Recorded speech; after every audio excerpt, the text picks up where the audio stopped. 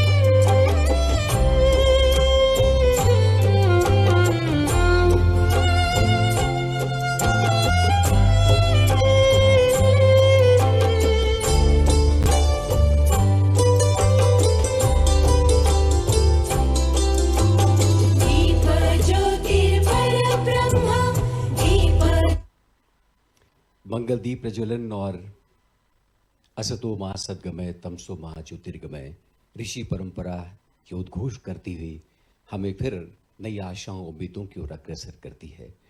आदरणीय दिव्य सज्जनों, कहते हैं कि तुम गढ़े इसलिए गए कि तुम जो आज हो उससे बेहतर बन सको। तुम बनाए गए इसलिए कि तुम वो बनाओ जो निर्माण का मानक बने। तुम्हें अंजुरी इसलिए मिली कि सिर्फ आचमन भर न करते रहो, कुछ अर्घ्य भी चढ़ाओ। तुम्हें कंठ इसलिए मिला कि सिर्फ वंदना भर न करते रहो, कर्म का उद्घोष भी करो। आदरणीय दिव्य सज्जनों, राजभवन की चार दीवारी में आहूत यह वैचारिक अनुष्ठान इसी शाश्वत चिंतन की प्रेरणा जगाने वाला एक सारस्वत समागम बन रहा है। माननीय राज्यपाल महोदय इस समारोह के शिल्पी हैं, मेजबान हैं, इसके परिकल्पक और पुरोहित भी हैं, और हमें इस बात की हार्दिक प्रसन्नता और संतोष है कि आप सब ने उनके आमंत्रण को स्वीकार किया और कर्मयोग को शिक्षा के व्यापक संदर्भों में गतिशील और सार्थक बनाने की दिशा में अपनी रचनात्मक भागीदारी दर्ज की है। हम मंचासीन महानुभावों का, उनकी उपस्थिति का मान करना चाहेंगे, उनका स्वागत करना चाहेंगे। माननीय राज्यपाल महोदय के स्वागत के लिए हम आदरणीय श्री के.सी. गुप्ता, अपर मुख्य सचिव राजभवन से निवेदन करते हैं वे उत्तरी और गुलदस्ता भेंट कर माननीय राज्यपाल महोदय का स्वागत करें। ये उत्तरी छिपा कला का, आत्मनिर्भरता का, पारंपरिक कौशल का उदाहरण है। छिंदवाड़ा से विशेष रूप से हमारे पारंपरिक शिल्पियों ने इसे गढ़ा है, इसे तैयार किया है। स्वागत, अभिनंदन। माननीय मुख्यमंत्री डॉक्टर मोहन यादव आज मुख्य अतिथि के रूप में उपस्थित हैं। आदरणीय केसी गुप्ता जी से पुनः निवेदन है, अपर सचिव मुख्य सचिव राजभवन, वे माननीय मुख्यमंत्री जी का स्वागत करें। आदरणीय श्री अनुपम राजन जी, अपर मुख्य सचिव उच्च शिक्षा विभाग, उनसे निवेदन है माननीय राज्यपाल महोदय का स्वागत करें।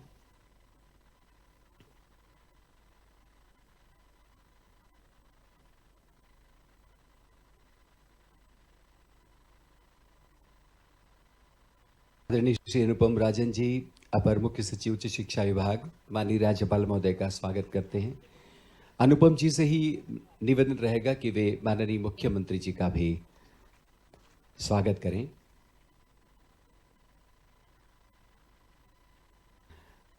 माननीय उच्च शिक्षा मंत्री श्री इंद्र सिंह परमार जी हमारे बीच उपस्थित हैं। हम श्री निशांत वरवड़े, आयुक्त उच्च शिक्षा से निवेदन करते हैं।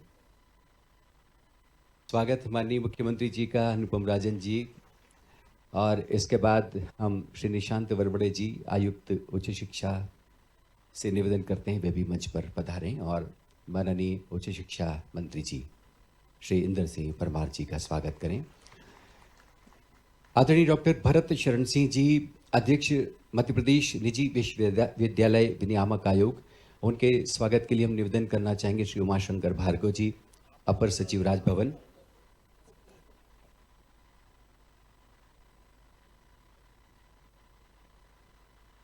आदरणीय श्री उमाशंकर भार्गव जी, अपर सचिव राजभवन, आदरणीय डॉक्टर भरत शरण सिंह जी का अभिनंदन कर रहे हैं। पुनः बता दें, अध्यक्ष मध्य प्रदेश निजी विश्वविद्यालय विनियामक आयोग। इसी क्रम में आदरणीय भार्गव जी से निवेदन है कि आप श्री अशोक कड़ैल जी, संचालक मध्य प्रदेश हिंदी ग्रंथ अकादमी का स्वागत करें।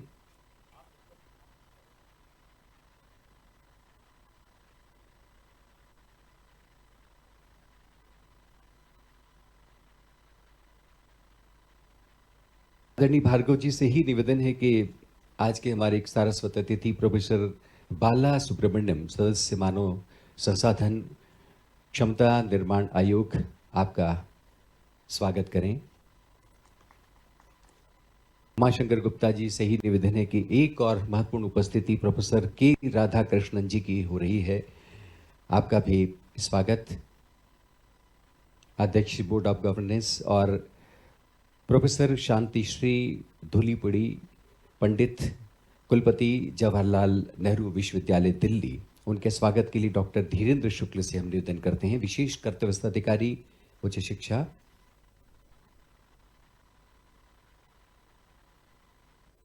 आदरणीय प्रोफेसर शांति श्री जी का स्वागत।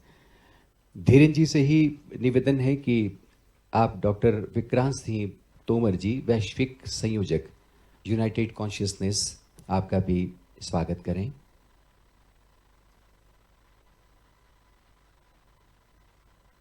धीरेन्द्र जी से पुनः निवेदन है कि आदरणीय केसी गुप्ता, अपर मुख्य सचिव राजभवन, का भी अभिनंदन करें।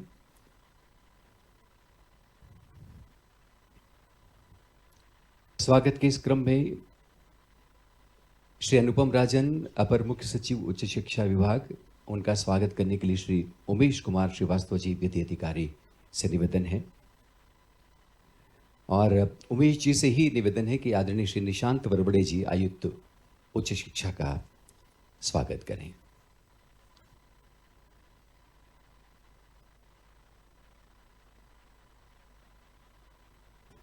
स्वागत के उपरांत अब इस पूरे परिदृश्य को जानने की जिज्ञासा, कौतूहल हम सबके भीतर बहुत ही सहज रूप से जाग रही है और हम चाहेंगे कि आज जो महत्वपूर्ण उपस्थिति डॉक्टर विक्रांत सिंह तोमर जी की हमारे बीच हुई है और वे इस पूरे ताने बाने से, इस पूरी अवधारणा और परिदृश्य से भली तरह वाकिफ हैं।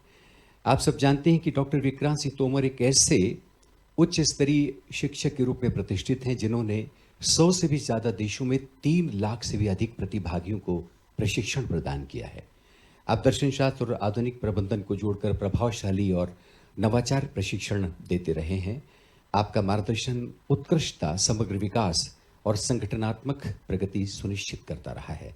बहुत सम्मान के साथ हम डॉक्टर विक्रांत सिंह तोमर जी को आमंत्रित करते हैं।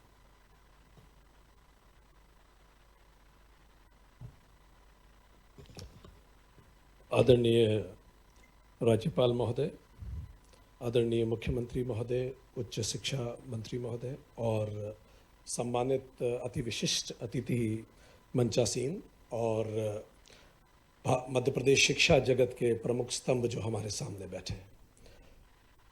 योगः कर्मसु कौशलम, कर्म में कौशल ही योग लेना एक बहुत बड़ा अवसर है जो आनंद और गर्व से भरा हुआ है। इसके लिए मैं आयोजकों को आभारी हूँ।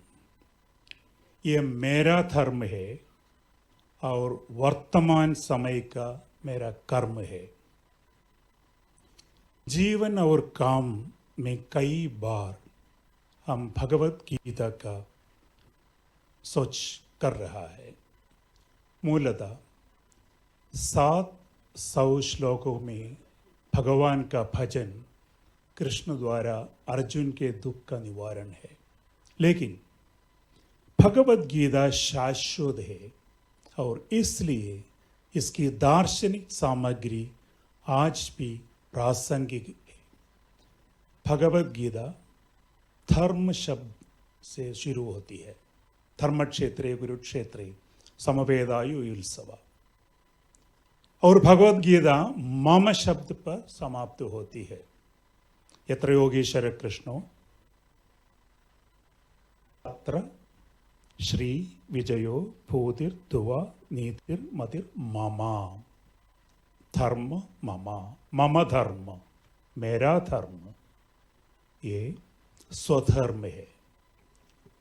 सामूहिक और व्यक्तिगत रूप से हमारा धर्म है विकसित भारत 2047, और अपने युवाओं को इस विशाल कर्म के लिए तैयार करना, क्योंकि हमारे युवा या आपके शिष्यों के पास इसकी कुंजी है। मैं भगवत गीता के दूसरे अध्याय से 2 श्लोक उद्धरण करूंगा। सुख दुखे समीभूत कृत्वा और कर्मण्येवाधिकारस्ते मा फलेषु कदाचन मा कर्मफले हेतुर्भुर्मादि संगोस्त कर्मणि। संक्षेप में, परिस्थिति को समभाव से संभालें, सभी अहंकार केंद्रित आसक्तियों को त्याग दें, सफलता या असफलता की चिंता न करें और सभी स्थितियों में समभाव से कार्य करें।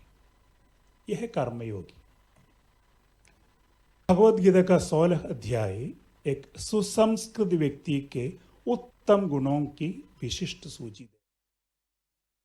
आज के ये अपने प्रकार का यशस्वी प्रधानमंत्री श्रीमान नरेंद्र मोदी जी की मनोभावना के आधार पर, और उनके मनोभावना तो क्या कहें, सरकार के चलाने के सुशासन के सारे प्रयोगों को हमने अपनी आंखों के सामने दृष्टिपात होते देखा है 2014 से, और उस भाव को नीचे तक उतारने का एक बड़ा संकल्प लेकर के आज हम यहाँ इस सभागार में मौजूद हैं। आज इस कार्यक्रम के लिए हमारे बीच हमारे अभिभावक के नाते से हमारी इस व्यवस्थाओं को, सरकार की सारी व्यवस्थाओं को आपके माध्यम से हम सुशासन के लिए नीचे जाने जाते हैं। माननीय महामहिम श्रीमान मंगू भाई पटेल साहब के मैं आपका स्वागत करता हूँ, अभिनंदन करता हूँ आज के इस कार्यक्रम के लिए। वाकई ये आज अद्भुत क्षण है।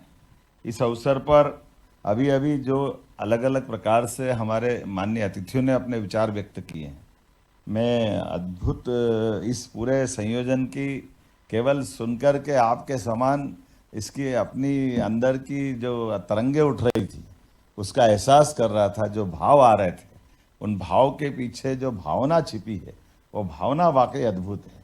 मैं इस अवसर पर आपकी इस पूरी भावना के लिए हमारे डॉक्टर प्रोफेसर के राधाकृष्णन जी, जो आपने बात रखी है भगवत गीता के माध्यम से, कितना सुखद संयोग है।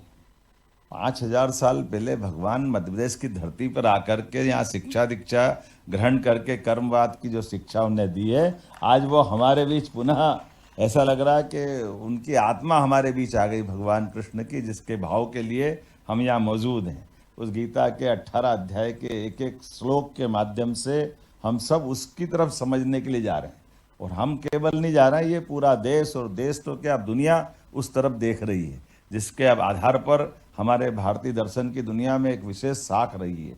मैं आपका अभिनंदन करता हूँ मध्य प्रदेश सरकार की ओर से, हमारे प्रोफेसर बाला सुब्रमण्यम जी, जो आप मिशन कर्मयोगी से भी जुड़े हुए हैं, मैं आपका भी अभिनंदन करता हूँ।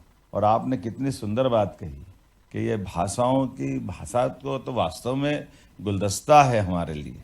भाषाओं से तो भारत की भाषा नहीं है, ये भूषण है, आभूषण है, जिस दुनिया को जानने समझने के लिए। और भाषा से तो और आगे बढ़ता है। हमारे यहाँ भाषा भी है, बोलियाँ भी है हमारी, जब इसके नीचे तक जाते हैं तो मनोभावना भी है, मूक भाषा भी है। कोई एक बात तो है नहीं भारतीय संस्कृति की। लेकिन ये सच्चे अर्थों में आज इस पूरे आयोजन के लिए हमारे बीच माननीय हमारे शिक्षा मंत्री, मैं आपको बधाई देना चाहूँगा इंदर सिंह जी परमार को। हमारा विभाग मैं जब छोड़ के आया उससे और आगे ले जा रहे हैं माननीय इंदर सिंह जी, आपका भी अभिनंदन कर रहा हूँ, आपका स्वागत कर रहा हूँ मैं। आपने अपनी बात हमारे बीच में रखी है, आपका अभिनंदन करता हूँ। हमारे बीच जेएनयू की माननीय, हम तो अब कुलगुरु बोलते हैं, हम आपको कुलपति के नाते से बोल दें थोड़ा अपराध होगा, लेकिन ये हमने हमारी परंपरा बनाई कि हमारे विश्वविद्यालय के कुलपतियों का नाम कुलगुरु करें। और कुलगुरु को हमने संबोधित किया, माननीय महामहिम का आशीर्वाद हमको मिला। हमने सभी सरकारी और प्राइवेट जितने भी विश्वविद्यालय सबको कुलगुरु से सम्मानित किया है। इस अवसर पर हमारे हिंदी ग्रंथ अकादमी के श्रीमान अशोक कड़ेल साहब, आपके माध्यम से भी बहुत सारी पुस्तकों का प्रकाशन, ऐसे विविध प्रकार की चीज़ें हमारे बीच आती है। प्रोफेसर भरत शरण सिंह जी, डॉक्टर विक्रांत तोमर जी, अनुपम राजन जी, केसी गुप्ता जी, इस अवसर पर प्रदेश भर के सभी स्वनाम धन्य माननीय कुलपतिगण, कुलगुरुगण, हमारे सभी प्रकार के डीन, सभी प्रकार के आमंत्रित अतिथिगण, पत्रकार साथियों, जब कर्मयोगी की बात करेंगे तो भगवान कृष्ण की बात निश्चित रूप से आपने शुरुआत की और मैं भी उसी पे जाना चाहूँगा।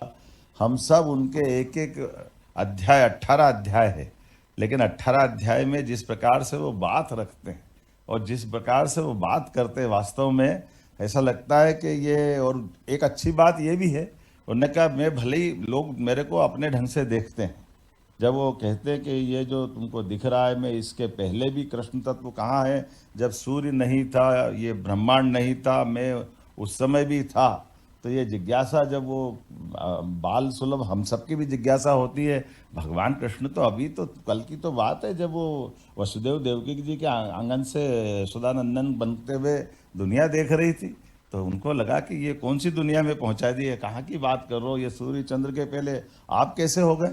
तो उन्होंने कहा नहीं, मैं ऐसे हो गया कि मैं अपनी योग स्थिति से, और मैं क्या, इस पृथ्वी पर जो भी जिसको भी आना है सबका अपना समय रहता है, और सबका समय होने में कर्मवाद से, कर्म सिद्धांत से कोई नहीं बच सकता, उसमें मैं भी हूँ और आप भी हो। इसलिए उसके पहले फिर कहाँ कहाँ है नदी, पहाड़, पर्वत, जहाँ सूर्य का प्रकाश है, प्रकाश की भी चमक में वो दिखाई देते हैं। ये जो बात मानी गई है, परमात्मा की दया से यशस्वी प्रधानमंत्री ने अक्षरशः सिद्ध की है। हमारे यहाँ एक शब्द चलता है, ऋषि और मुनि, इससे सारी बात ध्यान में आ जाएगी। मुनि वो जिनने अपने विशेष मार्ग का संकल्प लेकर के अपनी आध्यात्मिक साधना की तरफ अपना पूरा जीवन एकाकी रूप से, वो बजाय गृहस्थाश्रम में जाने के, वो अपनी उस तरह से आगे बढ़ते हैं। एक ऋषि परंपरा भी हमारे यहाँ, ऋषि गृहस्थ भी होते हैं, लेकिन ऋषि गृहस्थ होने के बाद में भी वो अपना पूरा जीवन समाज के लिए समर्पित कर देते हैं। न्यूनतम आवश्यकताओं के बलबूते पर वो अपनी सारी जिंदगी इस प्रकार से जीते हैं। ये इसी भाव को आगे बढ़ाकर, जिसको हम अलग अलग प्रकार से देखते हैं, कभी वो हमको वैज्ञानिक दिखाई देते हैं, कभी हमको आचार्य दिखाई देते हैं, कभी चिकित्सक दिखाई देते हैं, कभी शिक्षक दिखाई देते हैं। जो भी काम कर रहे हैं वो काम का खुद श्रेय नहीं लें। जिसको एक और गीता में बात समझाने का प्रयास किया कि कर्म, अकर्म और विकर्म। तो कर्म, अकर्म, विकर्म में कर्म वो जिसको, कर्म तो जिसने भी जन्म लिया है, सांस लेना भी कर्म है, सोना भी कर्म है, खाना भी कर्म है। अब ये कभी कभी नादान लोग बोलते हैं कर्मण्येवाधिकारस्ते मा फलेषु कदाचन, ये जो कर्म करो और फल की इच्छा मत करो, तो ऐसा कर्म ही क्यों करो। तो जिनको समझ जैसी है वो वैसी है, अब उनके बारे में हम नहीं कह सकते। लेकिन कौन है जो कर्म करने से बचेगा? कर्म तो सबके होंगे, लेकिन कर्म करने में परमात्मा ने हमको किस प्रकार सा उदाहरण से समझाना चाहूँगा कि हमारे अपने परमात्मा जैसे नदी बह रही हो, नदी बहते बहते और उसमें से लोटा भर के हमने अपने पास रख लिया तो नदी लोटे में आ गई, लेकिन लोटे में नदी आ गई इसका मतलब परमात्मा की आत्मा हमारे में समाहित हो गई। अब हम अपने कुछ भी काम करें और हम भगवान पर दोष देंगे कि भगवान को लगता है, भगवान को नहीं लगता है, भगवान को लग भी नहीं सकता है। ये उसी प्रकार से है, वो हमारे अपने सारे जो भी कर्म जो भी अपने हमारे अपनी आचरण के आधार पर की जाने वाली गतिविधि से, जैसे जल से बर्फ तो बनता है, लेकिन बर्फ बनने के बाद जल का पता नहीं चलता वह जल कहाँ गया, फिर वापस बर्फ पिघलेगा तो जल बनेगा। वो जो जल और बर्फ के उदाहरण से हमको समझ में आएगा। परमात्मा हमारे बीच में आ गए, लेकिन हम जैसे बर्फ बन करके वो हमारे अपने आप को कर्म पे डाल देते हैं। और स्वाभाविक रूप से जब मैं ये बात कर रहा हूँ तो हम अपने अपने कर्म से जिस स्थान पे हम जो पहुँच गए उस काम को उतने आत्मीयता के साथ करें, तल्लीनता के साथ करें, आनंद के साथ करें। और उस आनंद के साथ करते तो करने वाले एक नहीं है, हर युग में, हर कल्प में, हर समय हमारे यहाँ इतनी गौरवशाली परंपरा है। आर्यभट्ट से लगा करके चारवाक और पता नहीं सब प्रकार की दुनिया, जिसको जैसा लगा उनने अपने अपने भाव बना करके अपनी बात रखी है। समाज में कम से कम भारतीय संस्कृति की विशेषता है, कई अतिरंजित बातें उसको भी सुनने का समर्थ समाज हमारा है और सही बात को सुनने का समाज भी हमारा है। लेकिन अच्छी बातों को, नूतन नवीन बातों को अपनाते हुए अच्छी बातों की तरफ प्रेरित करना और खराब बातों को छोड़ते जाना, इसलिए सनातन का भाव हमारे बीच में आता है। और वो सनातन का भाव हमको लगातार चिरंतन रूप से आगे बढ़ाता है। इसलिए कितना आश्चर्य लगता है कि 2014 के पहले का भारत और 2014 से आज तक का भारत हमारे बीच में अपनी आर्थिक स्थिति से लेकर सभी प्रकार के सभी क्षेत्रों में विकास की बात करते हुए, ये कर्म की तो बात है। जब अपना वैज्ञानिक मंगलयान में फेल हो जाते हैं तो हमारे माननीय प्रधानमंत्री जी उनका एक तरह से हिम्मत बढ़ाने के लिए आगे बढ़ते कि जाओ आगे बढ़ो, चिंता मत करो, फिर प्रयास करना। ये कर्मवाद के सिद्धांत की तो बात करते हैं। ये कितना अच्छा लगता है कि हमारी खिलाड़ी कोई कारण से मेडल के लिए उसका वजन कम ज़्यादा हो जाता है, कोई बात नहीं बच्ची, चलो आगे मेहनत करना, फिर आपको बढ़ाएंगे। तो ये जो लगातार कर्मयोग की जो बात कही गई है, खास करके इसमें जो अंदर का भाव है, तो निष्काम भाव से, अहंकार रहित होकर के, निस्वार्थ भाव से हमारे बीच में करते हुए और ईमानदारी से निष्ठा के साथ काम करने की कर्मयोग के माध्यम से केवल कर्मचारी अधिकारी वाला भाव नहीं हो, सच्चे अर्थों में कर्म में डूब करके हमारे काम के आधार पर अपने जीवन को भी सफल करना और उसका राष्ट्र के साथ, राज्य के साथ तालमेल करना, तादात्म्य करना। इसलिए कदम कदम पे हमारी संस्कृति केवल स्वार्थ की नहीं, हमारी संस्कृति में हर बार उसी प्रकार से देखा गया है। जब बहुजन हिताय बहुजन सुखाय की बात करते तो ये संयुक्त राष्ट्र संघ तो अब बना, इसको तो हम प्रारंभ से करते आ रहे हैं। इसी प्रकार से हम कितनी प्रकार एक नहीं अनेक बार विश्व का कल्याण की बात करते रहते हैं, मानवता की बात करते रहते हैं। इसलिए हमारे यहाँ के विश्वविद्यालय भी तक्षशिला, नालंदा, विक्रमजीत शिला या उज्जैन का हम सांदीपनि आश्रम की बात करते हैं, तो दुनिया के अंदर किसी भी देश ने अगर किसी पे आक्रमण नहीं किया तो आक्रमण न करने का कारण भी है कि ये हमारे बीच में भले अश्वमेध का घोड़ा तो हर बार दौड़ते दिखाई दिया है विश्व में, लेकिन केवल उनको अपने हाल पे छोड़ करके आपने अपनी प्रजा का ठीक से ध्यान रखना और हमारी उस भाव को बनाते हुए कि हम समूचे लोग अपने अपने स्थान पर समूची मानवता के लिए जीवित हैं। इसलिए प्रकृति के साथ यत पिंडे तत् ब्रह्मांडे, उस भाव को लेके चलने वाले कि परमात्मा ने ये पृथ्वी नहीं, हम तो ब्रह्मांड की भी सम्मान के साथ निगाह से देखने वाली दृष्टि की अपेक्षा रखते हैं। तो मैं उम्मीद करता हूँ आज के इस अवसर पर जब ये इतना अच्छा हमारा सेशन चल रहा है और इसमें मैं धन्यवाद देना चाहूँगा, मध्य प्रदेश को लीड लेने की बात कही तो हमने कहा ही है कि हम तो कान्हा को लेके चलने वाले लोग हैं, तो हम उनको कैसे भूल सकते हैं जब उनने बीज मंत्र यहाँ से दिया है। उसी भाव को तो बढ़ाने की ज़रूरत है। तो मैं मान के चलता हूँ कि इसके लिए भी मिशन कर्मयोगी के लिए एक राष्ट्रीय स्तर पर आप कुछ विद्वान दे देना, हम एक कमेटी बनाने की घोषणा करते ताकि ठीक से इसका क्रियान्वयन किस प्रकार से हो, इस भाव को भी रखेंगे। और जैसा कि कहा गया, अभी हमारे उच्च शिक्षा मंत्री ने अपने मनोभावना व्यक्त की है कि हमारे राज्य के अंदर 2020 से हमने शिक्षा नीति लागू की, लेकिन जो वर्तमान के दौर में जब भाषा की इस प्रकार की बातें आती है तो कोई बात नहीं, जिनको जैसी बात करना वो राजनीतिक दृष्टि से करते होंगे, लेकिन हमको तो राष्ट्र नीति के आधार पर भाव सोचते हैं। तो हमारे यहाँ पे राज्य के विद्यार्थियों के लिए भी केवल हिंदी में नहीं, तमिल, तेलुगु ऐसी राष्ट्रीय भाषाओं में भी पढ़ाने के लिए हम प्रेरित करेंगे। जो बच्चे इसमें जाएंगे उसको उस तरह से विशेष अंक दे करके उनको प्रोत्साहन देंगे। ये सब भाषाओं का गुलदस्ता हमारा है और ये भारत की भाषाएं, हमको इस पे गर्व होना चाहिए। आज के इस अवसर पर मैं माननीय प्रधानमंत्री जी के सच्चे कर्मयोगी की तरह जिस तरह से वो देश के प्रति सेवा कर रहे हैं, हम सब उनको आदर्श मानते हुए विकसित भारत को, अपने विकासशील भारत को विकसित भारत की दिशा में मिशन 2047 तक उस भाव में ले जाए जिसकी आवश्यकता है। आज के इस अवसर पर मैं पुनः मध्य प्रदेश सरकार की ओर सबका अभिनंदन करता हूँ और बहुत धन्यवाद देता हूँ। बहुत बहुत धन्यवाद।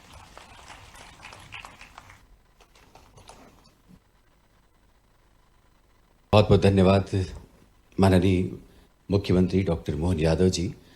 और दिव्य सज्जनों, आज माननीय राज्यपाल महोदय जिस भावना के साथ, जिस सर्वसमावेशी मानसिकता के साथ इस पूरी कार्यशाला के शिल्पी बने हैं, हम उनसे निवेदन करते हैं कि वे अपना आशीर्वाद हम सबको प्रदान करें।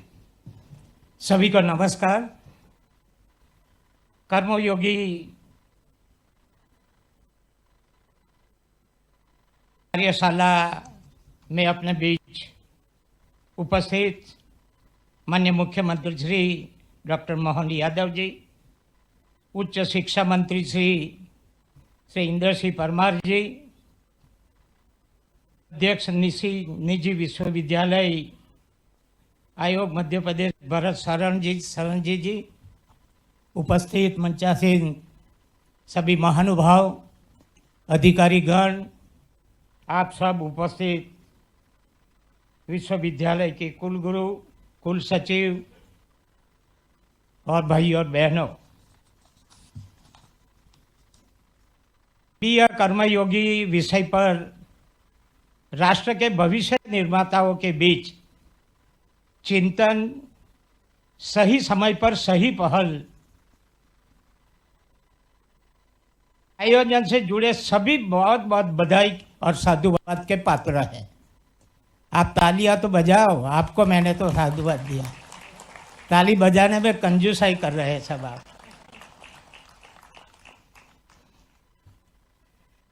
हम सभी देख रहे कि हमारे यशस्वी प्रधानमंत्री श्री नरेंद्र मोदी जी के नेतृत्व में देश इतिहास के ऐसे पड़ाव पर पहुंच गया है जहां से साफ दिख रहा है कि 21वीं सदी भारत की सदी होगी। आपको विश्वास नहीं है क्या? शिक्षा, स्वास्थ्य, वित्तीय समावेशन, नेटवर्किंग, परिवहन सेवाओं का अभूतपूर्व विस्तार, अर्थव्यवस्था की प्रगति तथा स्टार्टअप इकोसिस्टम, डिजिटल इंडिया और क्लीन ग्रीन इंडिया ने दुनिया में भारत की नई पहचान और साख बनाई है।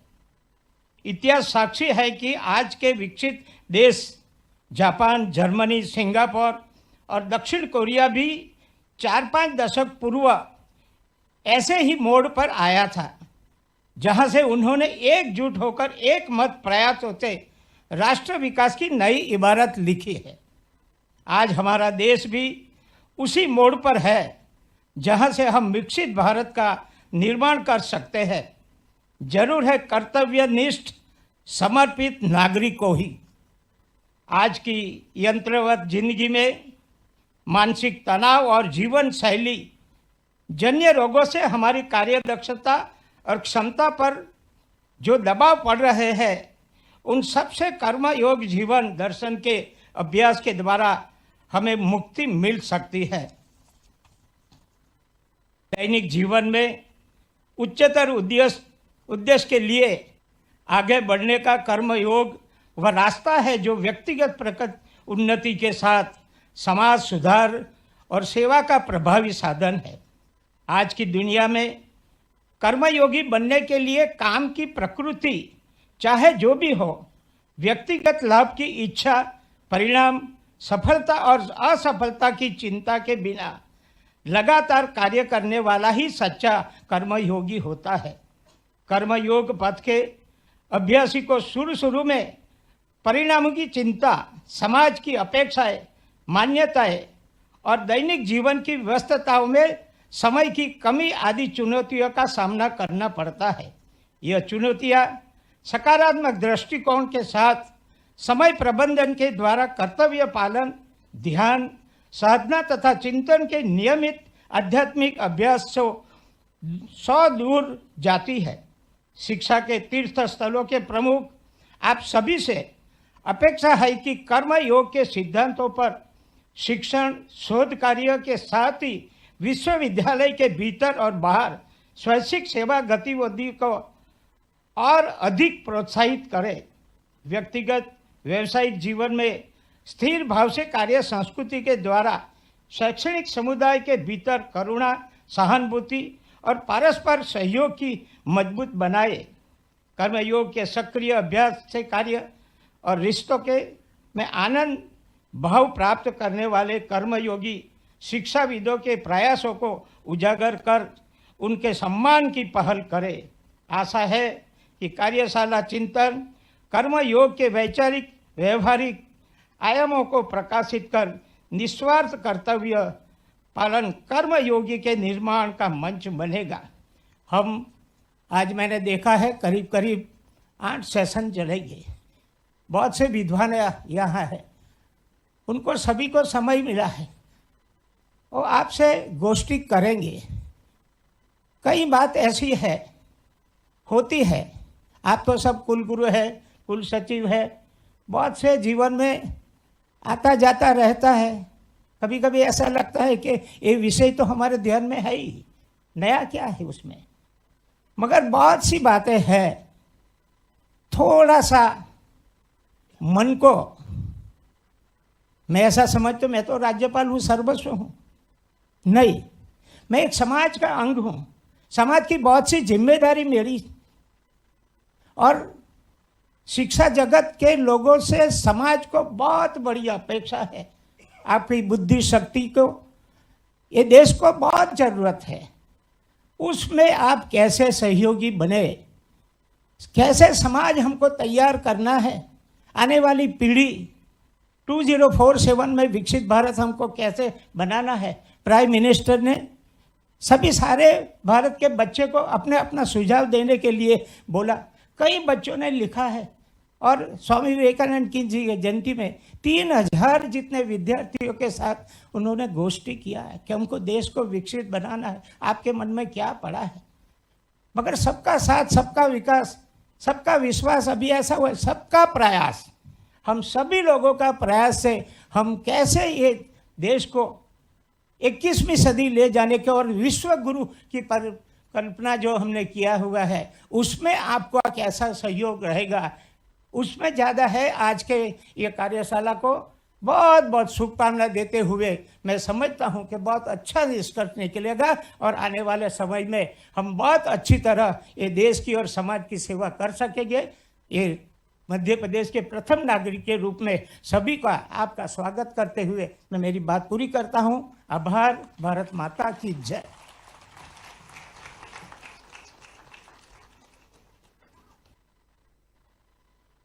धन्यवाद माननीय राज्यपाल महोदय। इससे पहले कि अब हम आज के इस समारोह के अंतिम चरण यानी कि आभार की ओर अग्रसर हों, सूचना यह है कि इसके बाद चाय का अंतराल होगा और पुनः आप सब इस सभागृह में आएंगे और जो समानांतर तकनीकी सत्र हमारे निर्धारित हैं उसमें आप अपनी उपस्थिति इसी तरह से बनाए रखेंगे। आभार के लिए हम बहुत सम्मान के साथ आमंत्रित करना चाहेंगे राजभवन के अपर मुख्य सचिव आदरणीय श्री KC गुप्ता जी को। आभार के बाद राष्ट्रगान होगा। आप सब